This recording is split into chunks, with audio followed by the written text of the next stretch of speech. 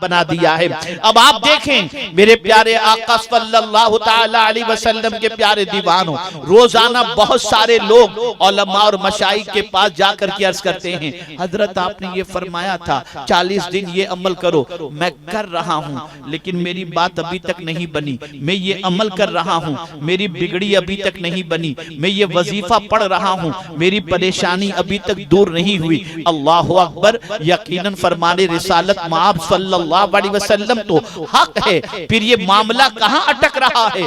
तो सुन लें, आकाए करीम सल्लल्लाहु ताला अलैहि वसल्लम ने उसकी दुआ की कबूलियत का वादा फरमाया है और बशारत अता फरमाई, जिसके हलक के नीचे हलाल का लुकमा उतरता हो और फिर वो बंदा बारगाहे समदियत में हाथ उठाए तो इससे पहले कि वो अपनी ज़बान से कुछ कहे, उसके इरादे पर मौला उसकी हाजतों को पूरी फरमा दिया करता है।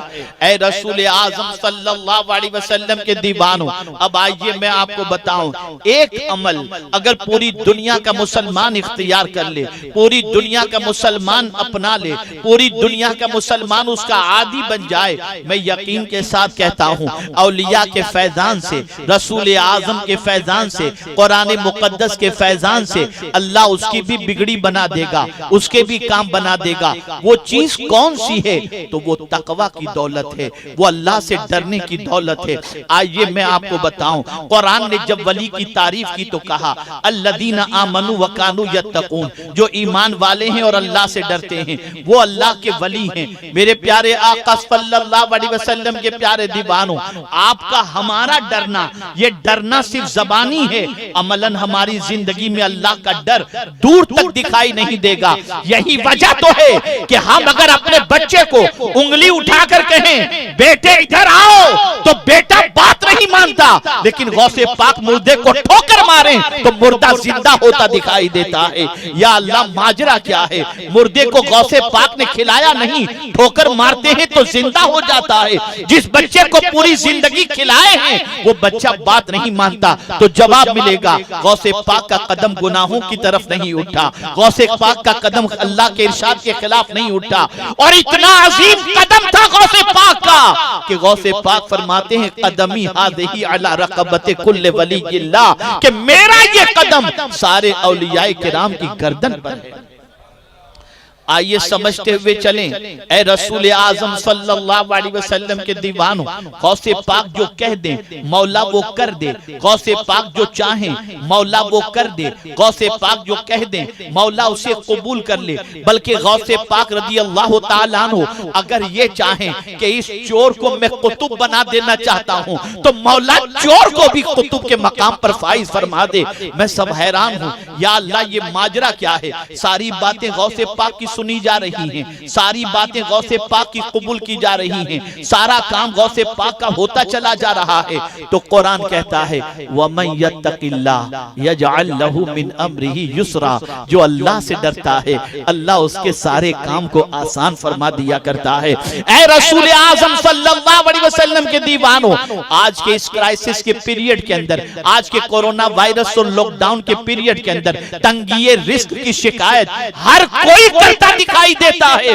लेकिन आइए, अगर कोई ये चाहता हो अल्लाह रोजी में बरकत अता फरमा दे, अल्लाह रिस्क में कुशादगी अता फरमा दे, अल्लाह बेहिसाब रोजी अता फरमा दे, तो वहां भी कुरान कहता है वमन यत्तकिल्लाह यजअल लहू मखरजा व यरज़ुक़हु मिन हैसु ला यातसिब। अल्लाहु अकबर, मैं हैरान हूं, अमल एक है, बेहिसाब रोजी का वादा मिल रहा है। आखिर क्या वजह है कि औलियाए किराम अलैहिमुर रिदवान के दस्तरखान से कोई भूखा नहीं जाता था? जमीन पर थे तब भी खिलाते थे और जमीन के अंदर हैं तब भी खिला रहे हैं। लेकिन आप जरा देखें, मुझे मदरसा चलाना है तो मुझे सेठों को गुजारिश करनी पड़ेगी, भैया जरा चंदा दीजिएगा, मदरसे का ख्याल कीजिएगा, 150 बच्चे पढ़ रहे हैं, टेंशन माइंड पर रहता है, सैलरी का क्या होगा, बच्चों का क्या होगा, सेठ से गुजारिश करनी पड़ती है। लेकिन मैं हैरान हूं, जिसके दस्तरखान पर रोजाना बेहिसाब लोग खाने के लिए आते हो, उस गौसे पाक को कभी किसी सेठ के पास गुजारिश करते हुए हम नहीं देखते। गौसे पाक को को भी नहीं देखते, गरीब नवाज को भी नहीं देखते कि किसी सेठ से कहे हो जरा लंगर का ख्याल रखना, ऐ मेरे करीम ये लंगर चलता कैसे है? तो जवाब मिलेगा जो अल्लाह से डरता है अल्लाह उसके सारे काम को आसान कर दिया करता है। ऐ रसूल आजम सल्लल्लाहु अलैहि वसल्लम के दीवानों, कुरान के अंदर उन चीजों को तलाश करो जो चीज तुम्हारी मुसीबतों का हल है, जो चीज तुम्हारी परेशानियों का हल है। गौसे पाक कुरान के आमिल थे, गौसे पाक अल्लाह के डरने वाले बंदे थे, और ऐसे डरने वाले बंदे, ऐसे डरने वाले बंदे कि शुभ वाली चीज से भी अपने हाथ को बचाए हुए नजर आते हैं। मुझसे बड़ी लतीफ बात है, बॉम्बे के एयरपोर्ट पर एक इमिग्रेशन ऑफिसर मुस्लिम ने मुझसे एक सवाल पूछा गौसे पाक से मुताल्लिक। उसने मुझसे ये सवाल पूछा कि हजरत ये बताइए कि हमारी नाइट शिफ्ट अगर होती है, 2 रातें हम जग लेते हैं तो फिर चलना हमें दुश्वार होता है, पैर लड़खड़ाने लगते हैं, तबीयत में बदमजगी पैदा हो जाती है। हजरत ये बताइए, ये अल्लाह वाले और खास तौर पर गौसे पाक 40 साल तक इशा के वुजू से फजर की नमाज उन्होंने अदा की, तो क्या उनके पैरों में लड़खड़ाहट या उनको नकाहत नहीं होती? ये सवाल उसने पूछा। तो मैंने कहा बेटा, मुझसे ही बैठ है, तो मैंने उससे कहा बेटा जैसा सवाल है इंशाअल्लाह उसके मुताबिक मैं तुम्हें जवाब दूंगा। उसने कहा हजरत फरमाएं। मैंने कहा हम में और गौसे पाक और औलिया किराम में बड़ा फर्क है, हर एतबार से तो फर्क है, लेकिन खास एक फर्क ये है कि हम जिस्म को तवाना बनाते हैं, वो रूह को तवाना बनाते हैं। हम जिस्म को ताकतवर बनाते हैं, वो रूह को ताकतवर बनाते हैं। और याद रखना, जिस्म पर हुकूमत रूह की है, रूह पर हुकूमत जिस्म की नहीं है। और रूह की गिज़ा अलग है, जिस्म की गिज़ा अलग है। जिस्म की बीमारी अलग है, रूह की बीमारी अलग है। जिस्म बीमार हो पता चल जाता है, रूह भी बीमार हो तो पता चल जाए। जिस्म बीमार हो तो खाना अच्छा नहीं लगता, जिस्म बीमार हो तो पानी अच्छा नहीं लगता, जिस्म बीमार हो तो शरबत अच्छा नहीं लगता, और रूह बीमार हो तो नेकियां अच्छी नहीं लगती। रूह बीमार हो तो अल्लाह की इबादत में मजा नहीं आता, रूह बीमार हो तो सजदे में कैफ नहीं मिला करता, रूह बीमार हो तो अल्लाह से डरने का जज्बा पैदा नहीं होता। ऐ रसूल आजम के दीवानों, जिस्म को तवाना बनाने के लिए इंसान टॉनिक इस्तेमाल करता है, और रूह को तवाना बनाने के लिए कुरान की तिलावत करनी चाहिए, सजदा करना चाहिए, बंदगी रब करना चाहिए, रोजे रखने चाहिए, अल्लाह की इताअत करनी चाहिए, हलाल गिज़ा खानी चाहिए। मैं पूरे चैलेंज के साथ कहता हूं, जरा रूह को तवाना बनाने की कोशिश करो, जरा रूह के इलाज की कोशिश करो, जरा रूह के सिलसिले में मेहनत और मशक्कत करो, तो पता चलेगा। मेरे प्यारे आका सल्लल्लाहु तआला अलैहि वसल्लम के प्यारे दीवानों, तो अर्ज ये कर रहा था, एक अमल है। और मैं जब कुरान का मुताला और रसूल आजम सल्लल्लाहु अलैहि वसल्लम की सीरत को पढ़ता हूं तो मुझे हैरत होती है कि इस एक अमल पर इतना उभारा गया है, तकवा पर इतना उभारा गया, इतना उभारा गया, इतना उभारा गया कि हद तो ये है कि तकरीब निकाह की है, तकरीब निकाह की है। लेकिन हुजूर सल्लल्लाहु अलैहि वसल्लम खुतबे में जो आयत पढ़ते हैं वो भी तकवा। ये नहीं पढ़ रहे फन के हु महताब लकुम मिनन निसाई मसना वसुला सबरुबा, ये नहीं पढ़ते वमिन आयातिही अन खलक लकुम मिन अनफुसिकुम अज़वाजन लितस्कुनु इलैहा।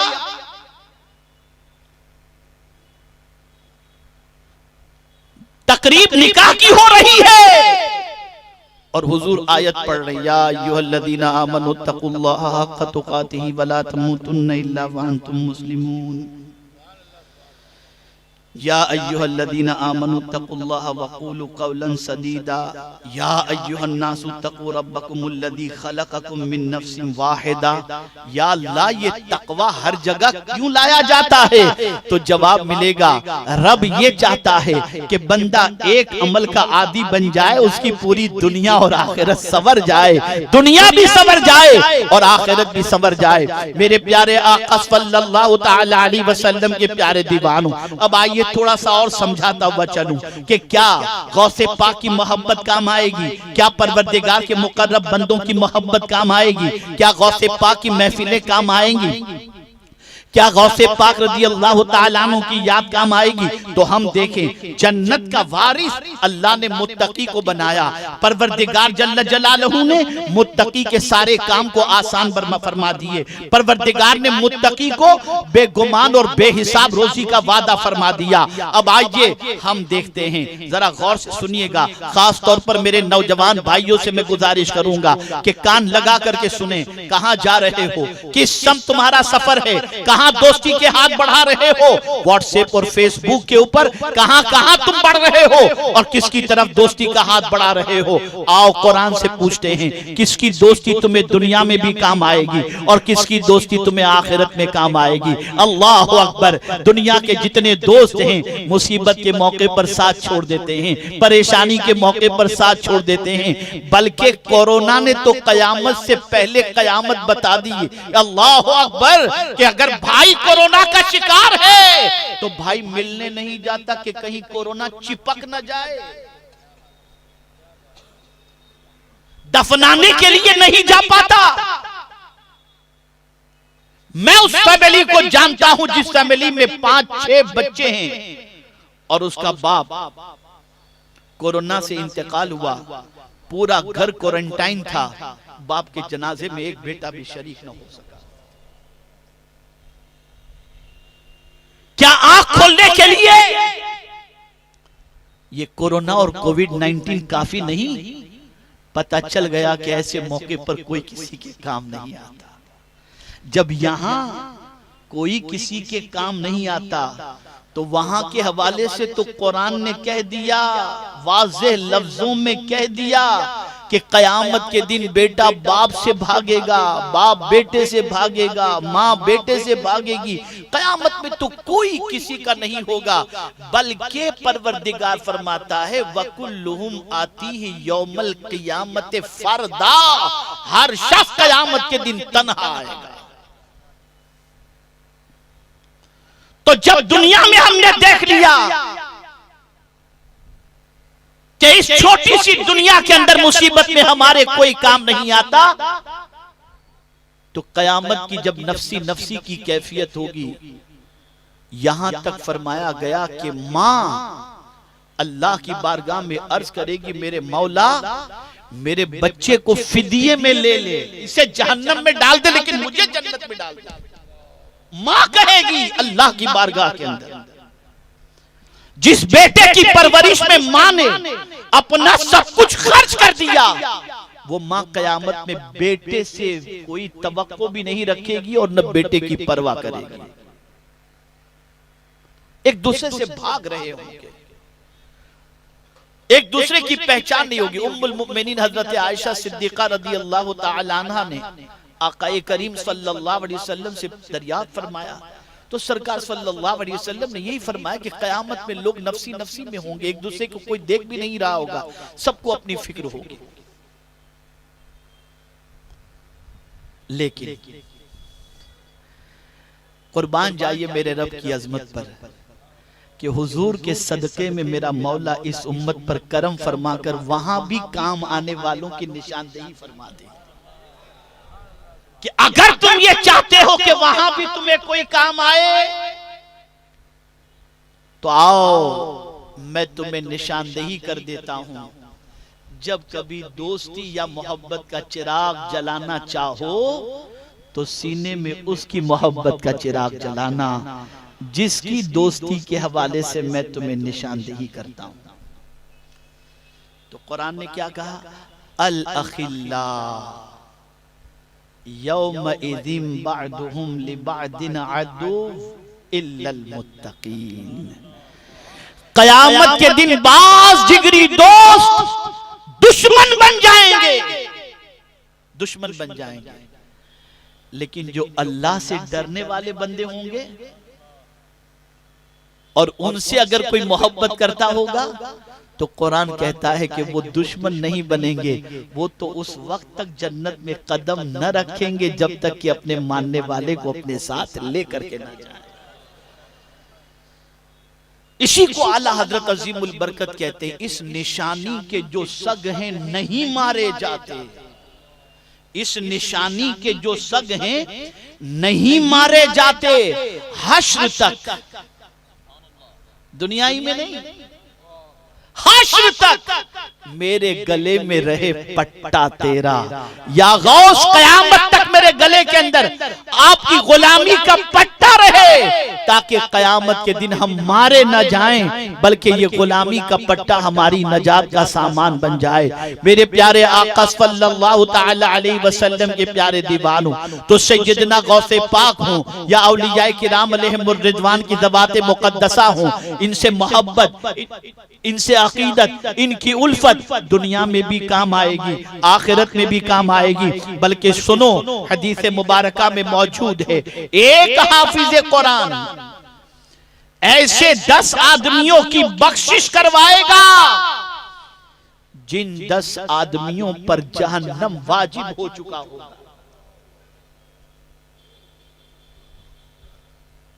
कौन सा हाफिज कुरान? जो आम हाफिज कुरान से हिफ्ज किया,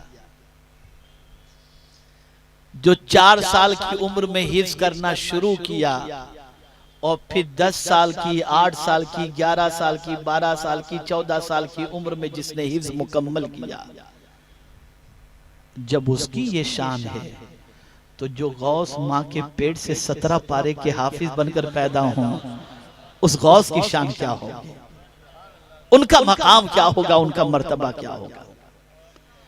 ऐ रसूल गिरामी वकार सल्लल्लाहु अलैहि वसल्लम के दीवानों, ये कौम बहकती नहीं, मुसलमान आवारा न होते, मुसलमान बिगड़े हुए रास्ते के मुसाफिर न होते, मुसलमान नौजवान आवारा न बनते, अगर मुसलमानों के दिलो दिमाग के अंदर अल्लाह के वलियों की मोहब्बत होती, उनके दिलो दिमाग के अंदर अल्लाह के दोस्तों की मोहब्बत का चिराग जलाया गया होता। मैं आपको मिसाल के जरिए समझाता हूँ, खुदा की कसम, अल्लाह के वली के करीब कोई बैठ जाए तो अल्लाह के वली उसे खुदा से करीब कर देते हैं। आपको मैं मिसाल के जरिए समझाऊं, आप मुंबई में रहते हैं, आपका बड़ा आलीशान फ्लैट है, आपका बेडरूम भी बड़ा जबरदस्त है, एसी भी लगा हुआ है, सारी सहूलतें आपके पास हैं, लेकिन फज्र के लिए मस्जिद में नहीं जाते, कुरान शरीफ जल्दी से तिलावत नहीं करते, अल्लाह अकबर। लेकिन आप यहाँ से गए अजमेर मुकद्दस, वहां पहुंचे, खादिम के हुजरे में रह रहे हैं, खादिम के कमरे में नीचे बिस्तर लगा हुआ है, एसी भी नहीं है, जो खादिम खाना खिला दे वो खा लें, लेकिन जैसे ही अजान हुई जल्दी से भागे मस्जिद में कि नमाज पढ़ लूं, चलो कुछ कुरान कर लूं। या अल्लाह, माजरा क्या है, अपने घर में आराम से फ्लैट में रहते हुए कभी कुरान की इतनी फिक्र नहीं हुई, इतनी नमाज की फिक्र नहीं हुई, और वहां पहुंचने के बाद ये फिक्र कैसे हो गई? तो जवाब मिलेगा, वहां तू घर वाले के करीब था, यहाँ अल्लाह वाले के करीब हो गया। तो जब तू अल्लाह वाले के करीब होता है तो अल्लाह वाले तुझे खुदा से करीब कर दिया करते हैं। बस अब आइए आखिरी बात में अर्ज करके अपनी गुफ्तगू को समेटता हूं, सुन लो और आज ये सबक अपने दिलो दिमाग के अंदर बिठा करके यहां से उठो। आप में का, हम में का हर कोई शख्स ये चाहता है कि खुदा से करीब हो जाए।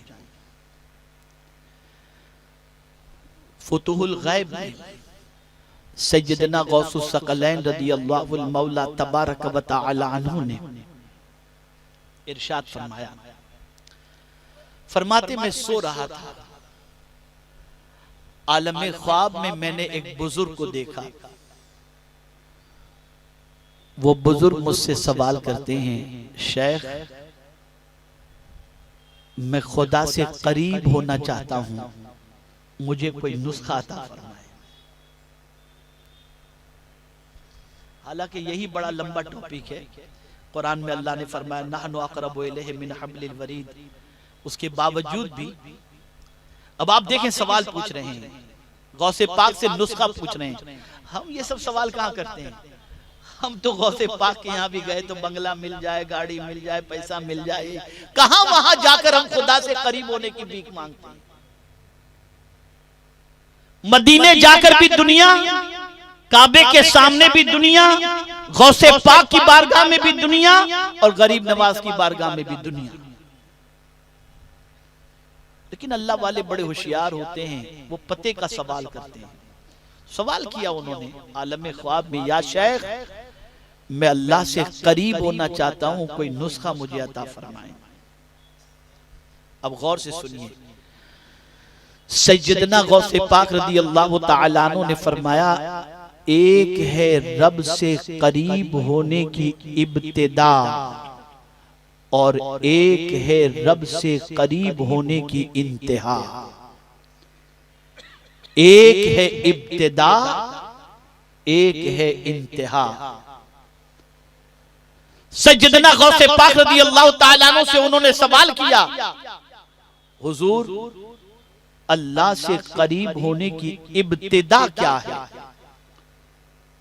भाई मैं आपको समझाऊं कि मैं जो है वो बॉम्बे से यहां के लिए आया, तो वो मेरी इब्तिदा थी। मैंने सफर शुरू किया अपने घर से और यहां पहुंचा, ये मेरी इंतहा। तो स्टार्ट मैंने वहां से लिया यहां आने के लिए। तो अब अगर कोई बंदा अल्लाह के करीब होने के लिए सफर शुरू करना चाहता है तो स्टार्ट कहां से ले, इब्तिदा कहां से करे? तो गौसे पाक फरमाते, एक है अल्लाह से करीब होने की इब्तिदा और एक है इंतहा। अल्लाह से करीब होने की इब्तिदा है वरा और उसके करीब होने की इंतहा है तस्लीम व रज़ा व तवक्कुल। यानी अगर कोई अल्लाह से करीब होना चाहता है तो सबसे पहले उसे वरा इख्तियार करना होगा। वरा क्या है?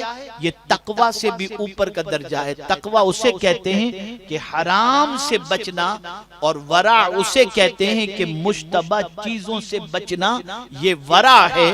तो अगर कोई अल्लाह से करीब होना चाहता है तो उसे इब्तिदा करनी होगी वरा से, यानी हराम से तो बचो, डाउटफुल चीजों से भी उसे बचना होगा।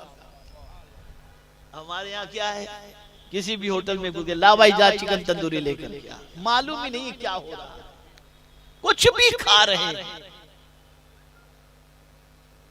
ये चॉकलेट, वो चॉकलेट, ये गोश्त, अरे भाई बिस्मिल्लाह फोड़ के सब जब, मौलाना अभी कहां आप आज के दौर में, ये सब चल रहा है। और गौसे पाक फरमाते हैं वरा, और ये बात याद रखें, जैसी ग़िज़ा वैसा असर इंसान पर होता है। जिन जानवरों को इस्लाम में हराम किया गया है उसकी वजह यही है कि बाज जानवर तो नजीस हैं और बाज की आदतें अल्लाह नहीं चाहता कि वो आदतें इंसान में आए। तो अगर कोई अल्लाह से करीब होना चाहता है तो उसकी इब्तिदा है वरा। आप आज से मुश्तबा चीजों से भी बचना शुरू करो, अल्लाह से करीब होने का आपका सफर शुरू हो जाएगा। और फिर ये सफर करते करते करते करते जब आपको ये जानने की जरूरत पड़ जाए कि मेरा सफर अब कितना दूर रह गया है और मैं अल्लाह अज़्ज़ व जल्ल के कितना करीब हुआ हूं, क्या बिल्कुल करीब हो गया, तो जब कैफियत ये बन जाए, तस्लीमो रज़ाओ तवक्कुल, ये कैफियत बन जाए तो समझ लेना कि अल्लाह के कुर्ब की दौलत से अल्लाह ने माला माल फरमा दिया। अब ये तस्लीमो रज़ाओ तवक्कुल क्या है, ये भी तफसील तलब मौजू है, मुख्तसर से वक्त में नहीं समझा सकता, लेकिन एक वाक़े के जरिए मैं समझाकर अपनी गुफ्तगू को खत्म करता हूं। रज़ा, इसको समझ लीजिए आप, और अगर हम इसको देखने की कोशिश करेंगे और समझने की कोशिश करेंगे तो हमारी खुद की पोजीशन हमारे आईने में हमको नजर आ जाएगी कि हम क्या हैं। एक बुढ़िया थी, रजा किसको कहते हैं? एक बुढ़िया थी, चल रही थी रास्ते से, ठोकर लगी उसे, पैर का नाखून निकल गया और खून भी बहने लगा, लेकिन वो मुस्कुरा रही थी। वो क्या कर रही थी? मुस्कुरा रही थी। लोगों ने देखा तो कहा, माई तुझे दर्द नहीं हो रहा? तो बोले नहीं। कहा नाखून निकल गया, खून बह रहा है और तुझे दर्द नहीं हो रहा? कहा नहीं। बड़ी अजीब बात है। तो अब उस खातून ने, उस वलिया ने सवाल पूछने वाले से पूछा कि भाई जरा ये बता कि क्या मैं ये चाहती थी कि मेरा नाखून निकले? क्या मैं चाहता था कि मेरा नाखून, मैं चाहती थी कि मेरा नाखून निकले? उसने कहा नहीं, आप तो नहीं चाहती थी। कहा फिर किसके चाहे से नाखून निकला? किसके चाहे से नाखून निकला? कहा रब के चाहे से।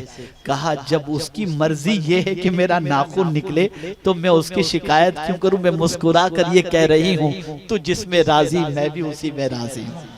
ये है रजा। ये जब ये कैफियत बन जाए तो फिर बंदा तन्हा नहीं होता, वो जहां होता है अल्लाह की रहमत उसके साथ हुआ करती है। इसी को कुरान ने मेंशन किया है, इन्नल्लाह मअस साबिरीन। अब अपनी गुफ्तगू को जहां से शुरू किया था वहां पर मैं खत्म करता हूं।